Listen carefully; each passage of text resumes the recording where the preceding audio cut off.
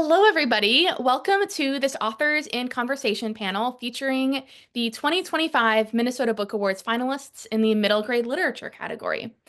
The Minnesota Book Awards is a program of the Friends of the St. Paul Public Library in the organization's capacity as the Minnesota Center for the Book. This year's book awards and this category are sponsored by Education Minnesota. My name is Kalena Miller. I am an author of books for middle grade and young adult readers. I was lucky enough to win this category last year with my book Shannon in the Spotlight, and 2 years before that in the YA category with my book The Night When No One Had Sex. And so I'm thrilled to be back here chatting with all of these wonderful authors. I currently no longer live in Minnesota, actually. I moved to Texas to open an independent bookstore. But I am still extremely passionate about middle grade literature, and I spend most of my time trying to sell middle grade books and cultivate a young readership here in my hometown. And so it's an honor for me to be in the presence of so many authors who I admire and look up to so much. Um, for the latest installment of the Minnesota Book Awards popular Meet the Finalists series, I am pleased to be joined by Kalia Yang, author of The Diamond Explorer, published by Dutton Books for young readers, Penguin Random House, and Ursu, author of Not Quite a Ghost, published by Walden Pond Press, HarperCollins Publishers, Nina Hamza, author of Samira's Worst Best Summer, published by Quill Books, HarperCollins Publishers, and Alison McGhee, author of Telephone of the Tree, published by Rocky Pond Books, Penguin Random House. So congratulations to all of you guys for being nominated. And I think we're going to jump straight into our individual questions. Let's start with Allison for your book, Telephone of the Tree.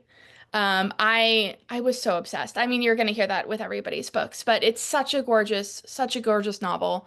I wanted to highlight one review that I read that called it a story of generational healing rather than generational trauma. And that is absolutely the tagline I will be stealing while selling it in the bookstore because I'm always looking for like really pithy things. So that's fantastic. I love it. Um, I really loved the imagery throughout, and how you wove the natural world of trees into the human story that you're telling. And I'm curious about the origin of the symbolism for you, if that's something you would be interested in chatting about. Sure. Telephone of the Tree, as you can see, it's a white birch on the front, and the white birch is the main character and narrator, Ayla. She's a girl who's 10 years old, and she's narrating the book from much of the time her favorite tree, which is a white birch in her front yard where she lives with her parents and her grandfather. And trees and people are sometimes interchangeable in Telephone of the Tree. Um, Everyone in the book is named after a tree, which is a fun fact that no one but me until just now knew. They're not always familiar trees to the US, but they are trees that are loved around the world. And the inspiration for the book actually came initially from a story about the wind telephone in Japan after the tsunami or before the tsunami in 2010. A man named Itaro Sasaki put up a disconnected payphone in his front yard in northern Japan, and he used it to call his cousin, whom he had loved very much and who had died the year before. And he would go out to his payphone and call his cousin, and somehow he was able to communicate with him better that way. And then after the tsunami the next year in Japan, people from all over Japan began showing up at the payphone, and it became known as the wind telephone, where the voices of your loved ones who had passed on could hear you through this payphone. And since then, it's become a movement around the world, the wind telephones. People around the world have put them up in various places so that people who are grieving can find a way to use these phones and speak with their loved ones. And I was so entranced with that story, and it got me thinking about my own love of trees and how they communicate with each other using fungal networks invisible to us, but they will, if a young tree is lacking sugar and water and is drooping and maybe dying, they will funnel food and water to it through these fungal networks. If one tree is being attacked by insects of some kind, it will send out a warning to other trees so that they can mount a defense against them. So trees communicate silently and all the time, just like the wind telephone is used to communicate. And so the inspiration for the trees in the book mirrored my longing for children to know that they're not alone when they're grieving and when they're suffering. I know that as a child, I felt so alone and as if I couldn't talk to anybody about the things I was going through much of the time, even though there was love in my life. And so by creating an intergenerational family that lives together and trees that communicate with each other on the block, and all the people who live on this one city block are connected and support each other, I wanted a grieving child to feel less alone. That's so beautiful. I know nothing about trees because I avoid nature, but that's gorgeous. On the topic of grief, I was also really struck by your depiction of the adult characters in the story, and you had such a lovely supporting cast. And I care a lot about. I don't know. I'm always fascinated by the adult side characters in children's literature, in particular. And so I'd love to hear more about how this representation of community kind of shaped the narrative, and is what you created in this story something that you'd like to see modeled for young readers, or I don't know, any kind of blueprint for them, anything like that. That's such a good observation and question. Um, I grew up way, way, way out in the country. There was no one around but my siblings and my parents until I learned to ride a bike, and then I could ride 3 miles to visit a friend. But it was not. It was a very alone sort of childhood in many ways, which is very good for a writer. You know, I was lost in books, and books were my portal to other worlds and other ways of living and being. And they opened up vistas beyond what I was experiencing. And then in my adult life, I have lived in cities primarily. And I used my own block in Southwest Minneapolis as inspiration for the block that is depicted in Telephone of the Tree. You know, if my neighbor gets up before me on a snowy day, I will come outside with my snow shovel to find my walk shoveled. And same with me. And we give each other, I supply the block with tomatoes and rhubarb and cucumbers. And we have a text thread where we are looking out for each other. Hey, did you see this? Hey, does anybody need this? And so it's a really beautiful way of living. Um, and although I did not grow up with multiple generations under one roof, I treasured my relationships with my grandparents, and um, the feel of unconditional love that I received from one of my grandmothers is something that has sustained me in my life. And I wanted to imbue Telephone of the Tree with that sense of love and caring beyond your friend group, beyond your immediate family. And so the fact that Pops, Ayla's grandfather, lives in the family and is there to make her pancakes in the morning, and turns out to be the one who placed a disconnected telephone in her birch tree, knowing that it might be of help to her, was important to me.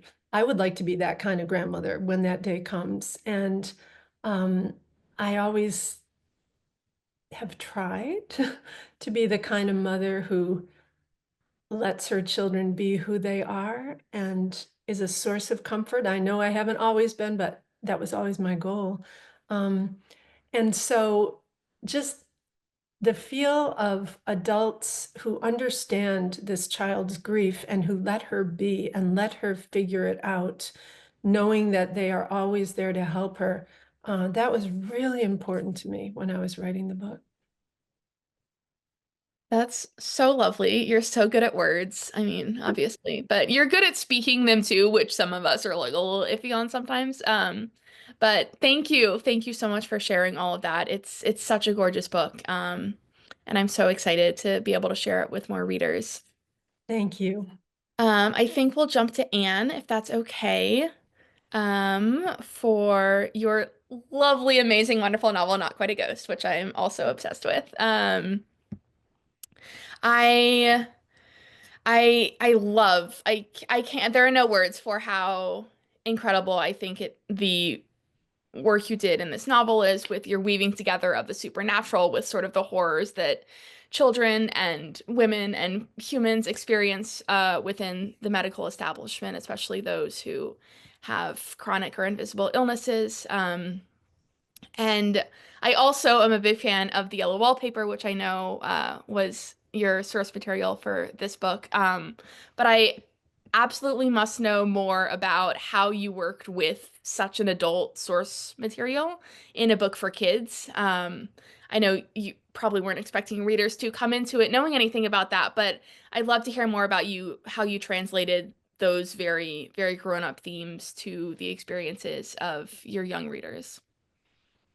Well, thank you so much. So this is my book, Not Quite a Ghost, and this started. I have had off and on issues with chronic fatigue syndrome and other sort of related chronic and invisible and ill understood illnesses. And this always felt like this was my thing to write about, but I could never find a way in. I write fantasy, and that's involves kids being able to get out of bed usually, and definitely their room too.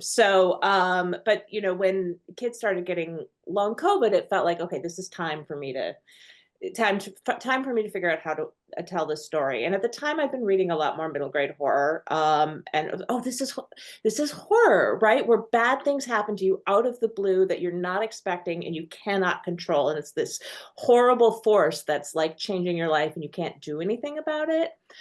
So I sort of sat down with that, and I just was like, okay, so then the question is, what's your monster? And I went and I read through some just history of monsters and history of horror. When I saw the yellow wallpaper, I'm like, oh my God, that's it. I'd read it in college, and the yellow wallpaper is about a woman who is having a postpartum depression, and her doctor husband, decides to lock her up in the attic room, and she's not allowed to read, or really, she's not even really supposed to think. She's not allowed to write.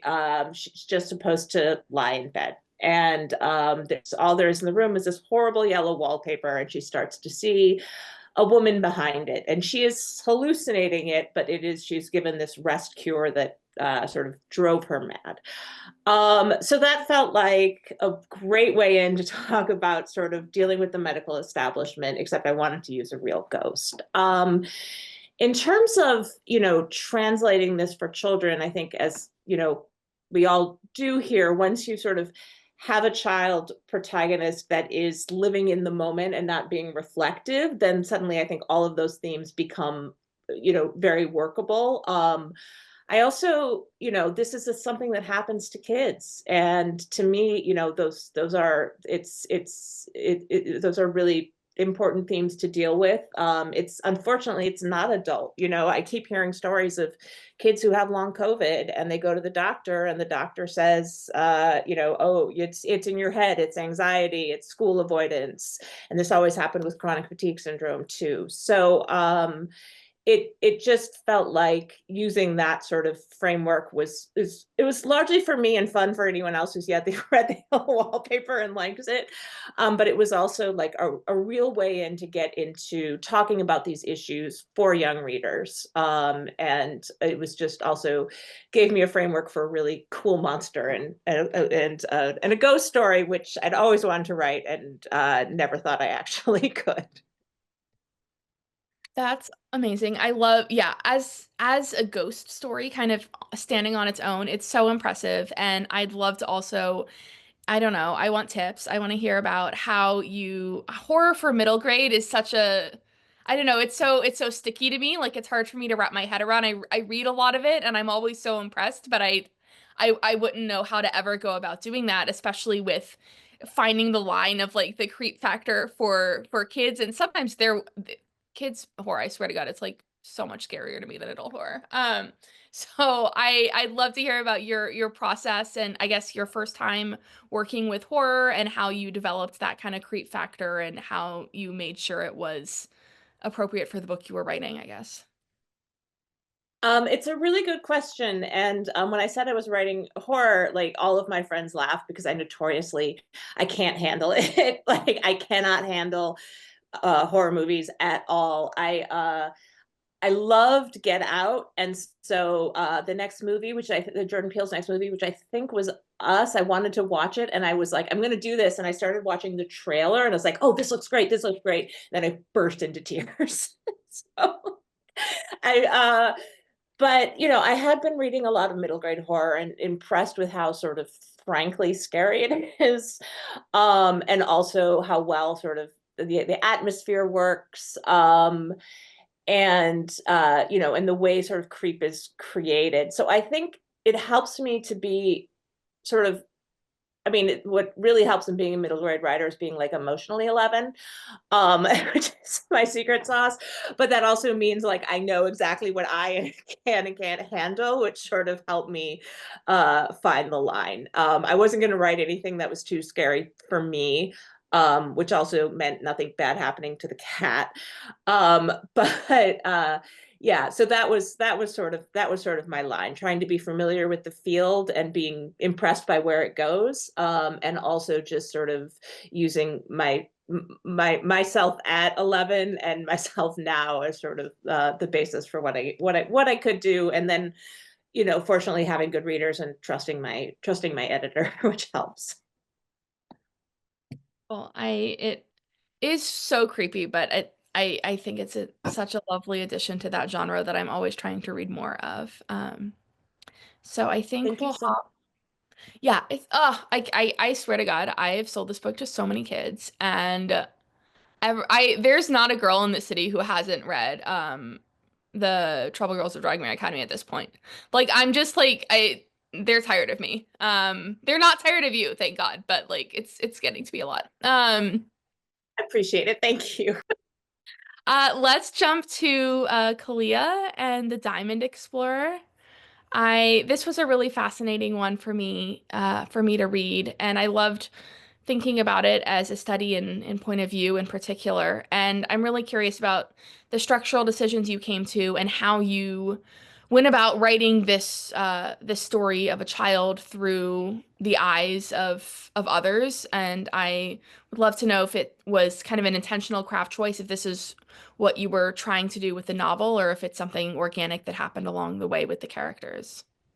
Thank you for this wonderful question, Kalena. And what a joy it is for me to sit here and listen to all of your wonderfully thoughtful perspectives on your work. It's such a gift. For this one, Kalena, it's my debut middle grade fiction, so it's my first.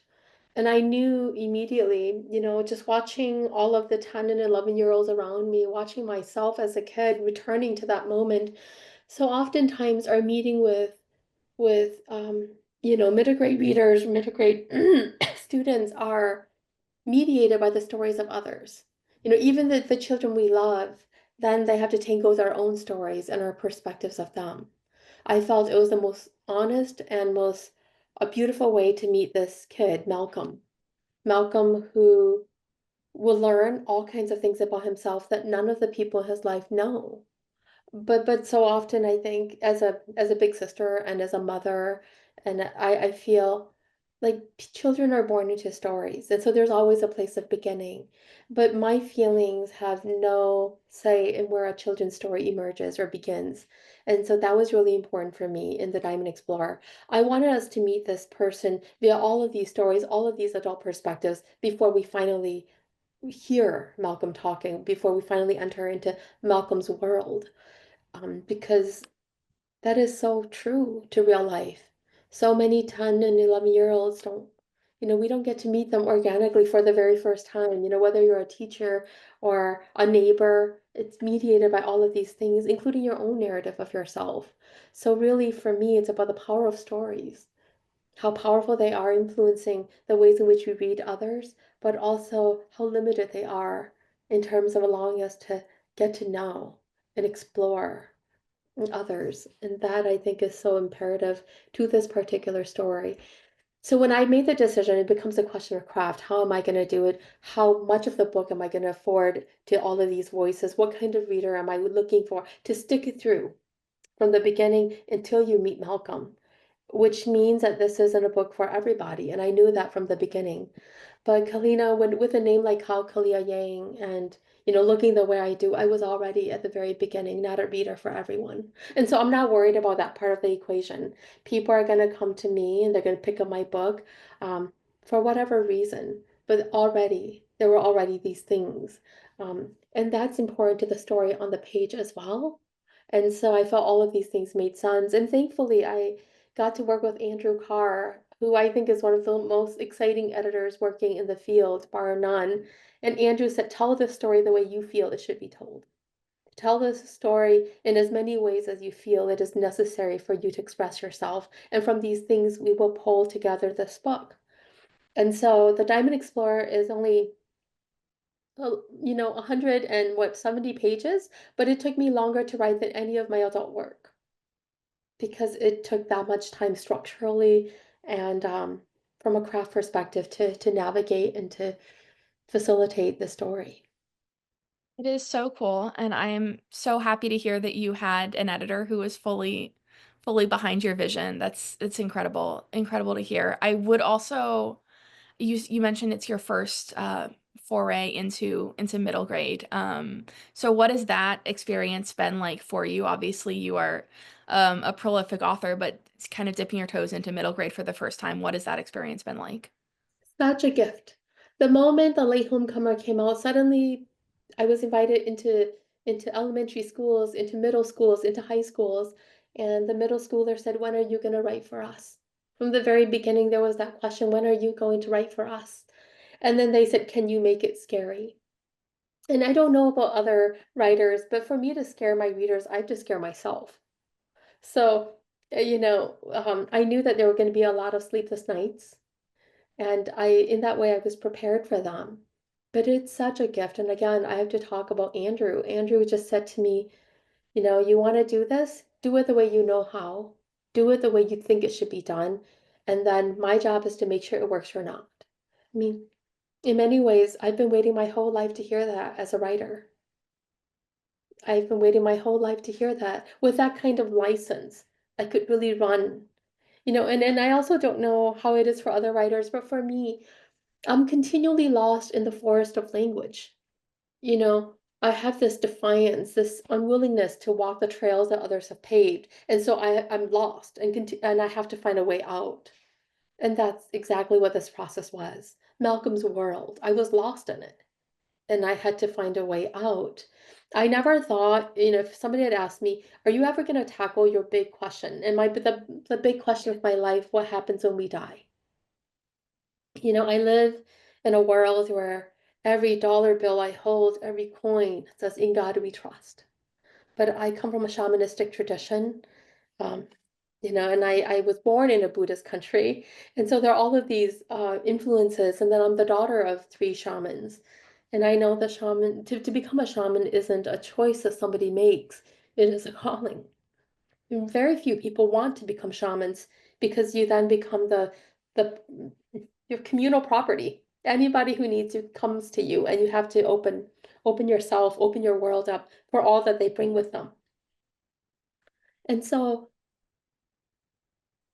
I mean, in the realm of middle grade, how do I get to meet all the people I've never met?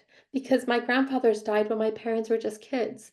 Because I have a baby brother who has no grandparents, who has no grandparents in the world that we belong to. And so to make that possible would be a gift for me. And I imagine it'd be a gift for my brother, and it'd be a gift for so many other children. Malcolm is a Hmong boy, a refuge, a kid who belongs to refugee parents, who's surrounded by stories of faraway places, of other possibilities already. And yet on the Minnesota Prairie, he has to become. He has to become because if he doesn't, then what is the whole point? And so middle grade invited me and gave me that freedom to meet all of these people, to let the ghosts talk, to let our ancestors be heard. What a gift. That's so lovely. Thank you for sharing all of that and that piece of yourself with us. That's so wonderful to hear more about how the book came into existence, and I'm so glad that it does for all of your readers now and in the future. It's wonderful. Um, let's hop to our final author for our individual question, Nina. Um, the author of the wonderful, wonderful Samira's Worst Best Summer. Love your title, by the way. Um, I was amazed. It was just such a fun, charming, delightful, like all of those wonderful fuzzy feelings that some middle grade makes us feel. I felt reading this book. And I was also it for me it was like a masterclass in writing tween relationships. Like you created a story from my perspective that felt brand new while also it was like so familiar. Like it was painful sometimes how familiar it was. And I think that's a wonderful experience that so many of your readers are going to get to experience as well. I would love to hear more about the work you did with creating these relationships. It seemed to me so well balanced, and you had so much going on with friends, new and former, family, community, all tying together in this book. So I think for me, if I was talking about Kalia's book as a study and point of view, then for me, yours, I was really thinking about character throughout, and I'd love to hear about how you develop those relationships of all different sorts. Okay. Well, thank you for those wonderful things you said about Samira. So this is my second book, and I didn't have a lot of writing experience before my first book, which came out a few years ago. So I thought that this book I was going to nail because I learned so many things with the first one. I thought it was going to be so efficient and slick, and I was going to have an outline, and was not going to be like the first book. But what I found out is that no, if you can call it a process because it's so mucky, what I have to do is I have to write a draft multiple times before I even know what the story was about. So I knew the story was going to be about this house that got toilet papered and then everything that ensued from that, because that happened in my own household. And so I knew that that was going to be the story. But I think it was at like draft 3 or 4 where I thought that, okay, this is a book about belonging. And so when I was thinking, I was watching this Instagram reel of Brene Brown, which, very basic, but I love what she has to say. And she said, and this totally blew my mind for multiple reasons. She said the opposite of belonging is fitting in. All right. And I thought that was just such a different way to look at it. And I thought, who struggles more with fitting in than teens do? And they struggle with fitting in on so many levels. So it comes to, because they're at that age where you're trying to push back a little bit. And if you think about bullies, I always think about bullies as like a difference in power, whether that's real or perceived, but it's, we should know very well now, what bullying is like in this current environment. But it's about, different somebody being strong and somebody being weak. So and teens are at that age where they're kind of pushing back on that a little bit. So they're thinking about they're pushing back against their parents. They've got that relationship they're pushing against. At school, they're pushing back a little bit. You hope you don't have to push back against friends, but I think many of us, I have for sure, have had relationships where your friend grew in a different way than you did, then all of a sudden you find you're not on the same level. And so in this case, her old friend now wanted to be more popular or had different interests from her. And so now you're pushing against those. So I was just trying to find a balance between all of these relationships. And then I work in a field, I'm a primary care provider, and I see a lot of older patients. And I see that same issue with fitting in with older people as well, because all of a sudden they don't know necessarily where they fit in the world. They don't, all the things that gave them meaning to their life, if they revolved around work or they're having their children at home or anything, they have changed. They've grown from that. And so it's about finding a way to fit in there. So I thought, I would love to find a way where the younger generation has trouble fitting in, and the older generation has trouble fitting in, and so that's why it was kind of a grandma, granddaughter, but also the neighbors, how the neighbors found, remember that they have value in themselves. We have that problem when we're teens. We have that problem sometimes our whole life, and sometimes just, as we're older. So that was kind of what I was trying to do, was kind of balance those various relationships and, where you try to fit in life. Ah, I love that. That's fantastic, and it was so interesting to hear about your experience as a physician and your encounters with older parts of the population that sometimes don't show up in middle grade novels. That's wonderful. I also would love to hear more about the challenges, or perhaps, I don't know if you found this to be easy or beneficial, but of writing about difficult themes like racism and xenophobia within a joyful framework, I guess, for me. Like, it still felt like a very comforting story. It felt like a warm hug in many situations, but you're still dealing with really, really tough topics, no matter what the age of the reader. So I'd love to hear about that from sort of your authorial point of view. Sure. I think for most of us who are brown or a minority, there's always some form of racism that you have experienced. So I remember when I was writing my first book, and there's a kind of a biggish scene of racism in there where a child, police get involved, and it's a child at school. And I remember them, meaning my agent, editor, all that, saying, well, is this really believable? And it had just happened in real life, where this child had brought this clock into school, and the clock was, somebody thought it was a bomb because they heard it ticking, and they got police involved. So I said, I'm not making the stuff up. This stuff happens in real life. But fortunately for me and my children, we have not had major experiences with racism. It's been a very welcoming community here. But I will say that we all have these micro racism, these little microaggression racisms. And those are just little things like, oh, well, where do you come from? And if my kid says, when they were little, they used to say, well, down the road, like not even understanding the question, but where do you really come from? And it was really sad for me to see, as they got older, they knew how to answer that question differently, where they'd be like, oh, we're from India. They visited India on vacations. That's not where they're from. Of course, they have parts of India, and then because of me, and we go back and we have that connection. But they had to almost fake that to say that, oh, we are from India. And I remember even at work, there was somebody who born and raised in America, but they're look and are Asian. And so one of the comments, somebody had written for them was, I can't understand their accent.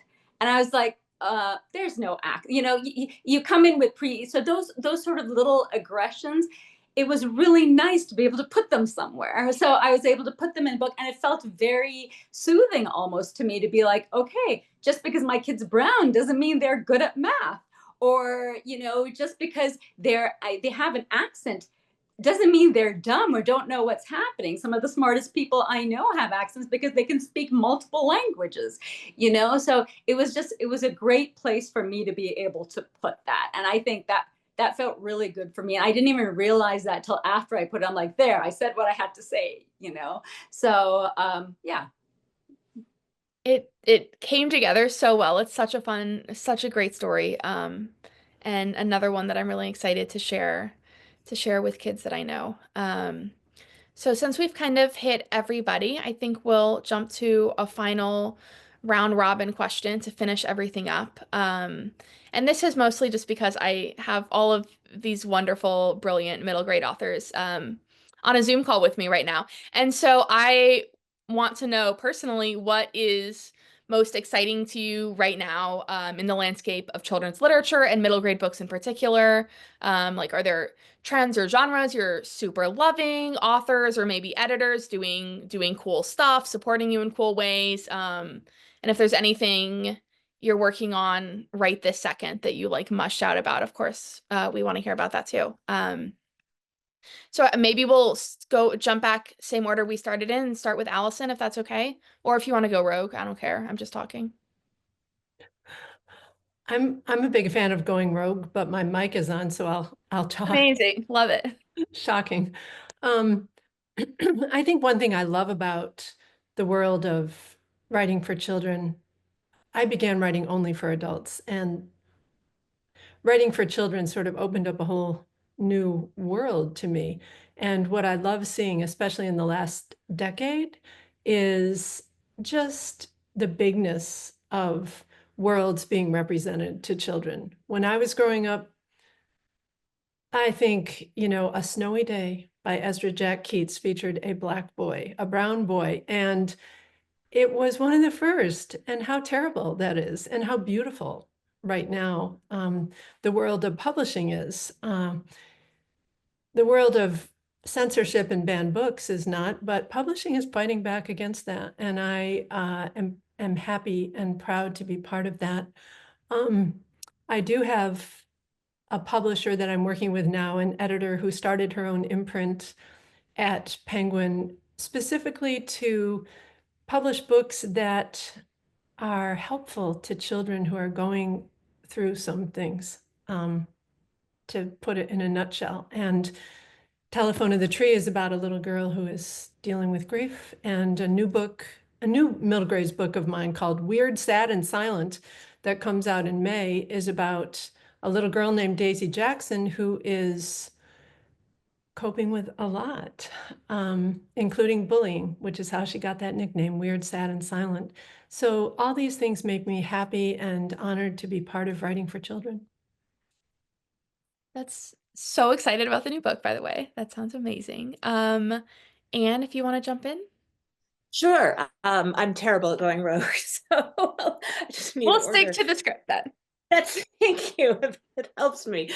I really was struck by what Kalia said about the freedom of middle grade. And it's something I find too, because we're dealing with an audience that doesn't have the same expectations, right? Gatekeepers have expectations. People who write my Goodreads reviews have expectations, but the kids don't. Everything is new to them, and everything has wonder to it, and they accept that there's so much about the world that they just don't know and don't understand. So when we say a story has to work this way, a kid isn't going to feel that. And I'm always so excited to hear writers expanding on the bounds of what stories can do. I want to just follow up on what Alison said too, particularly in, my field is in my interest is in fantasy, and that was a field that was really slow to diversify. But I'd say so now, more the past 8 years, we've gotten to see so many more voices telling so many more interesting stories and expanding on the concept of what fantasy can do and what stories are and what cultures and ideas we're drawing from and how stories work. I think in the era of that we are in, fantasy also has it's able to deal with very big themes, but they're doing it sideways, and people don't really take fantasy seriously. So we're seeing these great stories that are also talking about really big real world issues. I'm thinking Tracy Battiste's Boy 2.0 that came out last year. It is a fun sci-fi mystery, and is really like propulsive, and is also talking about police violence against Black kids. And Kyle Lookoff just released a book called A World Worth Saving about Jewish mysticism and transphobia. And Rajani LaRocca has a book coming out this week, Sona and the Golden Beasts, I think, and it's talking about colonialism. But it's all told through the realms of the fantastic, and I think in that way, it's going to allow more stories to get to people, because I think the book banners aren't necessarily going to be smart enough to realize it. So I think it's going to be interesting to see what happens to fantasy in the next couple of years. And I hope it is something that schools start embracing more, because it's a way to talk about, to look at giant themes, but also look at society from the ground up. So I'm working on a high fantasy right now. And it changed a lot in the last few months. I started like, I'm going to write a fun adventure. And now it's about a bunch of kids in a Paris type world. And there's a sort of a plot to steal the secret source of magical power, but it's also about suppressing and burying history. I suddenly added this plot thread that there's a centennial celebration of something, and the way history is told is being challenged and changed to bury some awful things that happened in the past. So yeah, there's been a lot of inspiration for that lately. I just think a lot of fantasy authors are going to be thinking in that way, and I'm really looking forward to seeing what happens. That's so cool. And so many good books coming out right now. It's amazing. In middle grade fantasy. Kalia. Like Anne, so I'm editing. I'm supposed to be editing, but I'm pretty much rewriting a young adult memoir right now, A Story of Our Own. And the story was very sweet. It began like 2 years ago. When we were growing up on the east side of St. Paul, mom and dad would work at night, and so my sister and I were tasked with taking care of the younger ones. And often I create elaborate stories for them about other worlds, about other possibilities, about all the things that live across different streets. And one day they said, and only one time they said, when do we get a story of our own? And so 2 years ago, I'm like, they're gonna get a story of their own. We're gonna focus on this house that no longer exists, 437 East York, that my mom and dad bought. It was built in 1897. They bought it for 36,500 in 1895. It went on the market for 11,000, but my sister and I didn't have the money to buy it because we were just college students. So Habitat for Humanity bought it, and the Jimmy and Roslyn Carter Work project came through, and they chose it as a site for all of these different congregations working across the cities to come together to build what they called a house of faith for a different refugee group coming from Eastern Africa. And I had the honor and the privilege of visiting, and I signed my first book and left it on the windowsill for this new family. But it was just going to be like the story of this house and this family and this moment in time. But the world we live in suddenly feels quite surreal, and everything has shifted and everything is changing. And I find myself thinking about all of the funerals from around the world that my older sister attended. Princess Diana died in this period, Tupac died, and she wept and she grieved, and suddenly I'm like, I'm gonna have to go back and rethink everything. The corner laundromat isn't just this place with random gunshot holes in the walls. It is this other space. And so, hardest editing job I've ever done. But that's what I'm working on. Of course, I'm past deadline, which I hate to do. Because I have a runner's heart. I do not have a runner's body, but I have a runner's heart. And my heart just runs from one place to the other. And so to be here kind of in this moment, grappling with everything and then everything, I'm slow and I hate it. Uh, but I won't let go, so I know that I love it too. My father says I'm like a dog after the scent of a bone. I don't know when to let go. So there is no letting go. This book is slated for next year. I'm giving myself another month. So that's what I'm working on. When I became a picture book author, I felt like I was entering a world where every book was already gift wrapped. Like if somebody gives me a picture book, I already feel like it's a present. It's something beautiful already. Being gifted. To enter into the space of middle grade for me, and I said this to Alison in the chat, I'm nervous about Diamond. I'm super nervous because it's everything that the world says is not okay right now.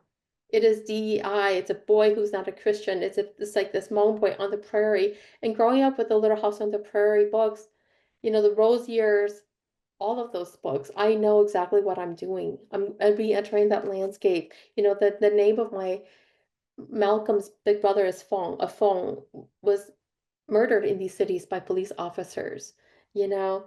And then of course I talk about the the Black people who are murdered across this country and right here in St. Paul, in our schools, in our lives. To be so nervous, and this is like 20 years into my writing career, this is my 15, 16 books. I'm so nervous.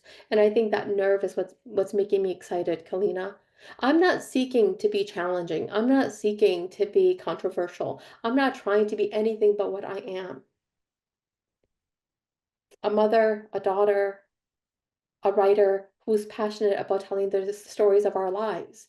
Because when all is said and done, every book I write becomes part of this body of work that I hope will speak to the world and talk about how much I love it, how much it has loved me still. You know, it's hard in our world to feel love, especially if you occupy the kinds of identities that so many of us do. It's hard to feel loved. But that is central to everything I do. I don't do the work that I do because I'm angry. I don't do the work that I do because I'm mad or sad. I do the work that I do because I am loved. You know, I'm so lucky. I was born in an ocean of love. My daddy says it's so big, my hands have never touched the sides. My feet has never touched the bottom.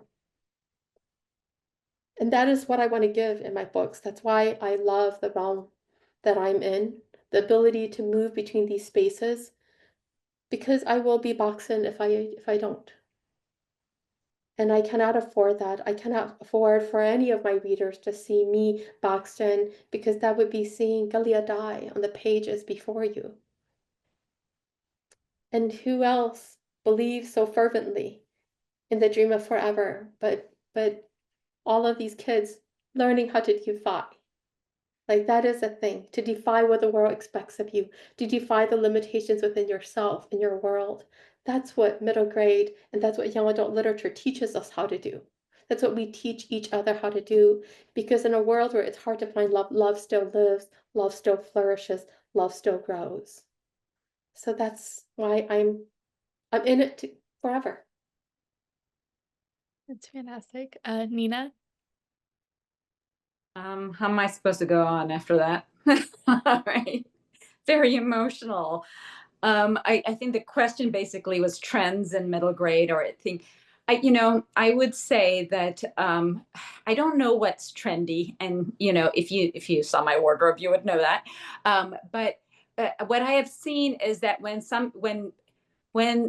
something bad is happening out in the world, people get together to do something nice, and it actually changes the world often for better. I say that I got my first agent signed because at the time that I was thinking about writing, there was a Muslim ban for travel. And so agents across the country, they put together a list of, we are actively looking for Muslim voices. They did not have to do that. And I just went down that list to find my agent. So I kind of joke that that's how I got my, that administration is why I got my agent to sign. And even now I see people looking for ways to help elevate voices that aren't heard otherwise. I just saw on Instagram recently, I think it was Wild Rumpus, but I'm sorry if I got the wrong bookstore, but they had this beautiful display of books about Ramadan and Eid.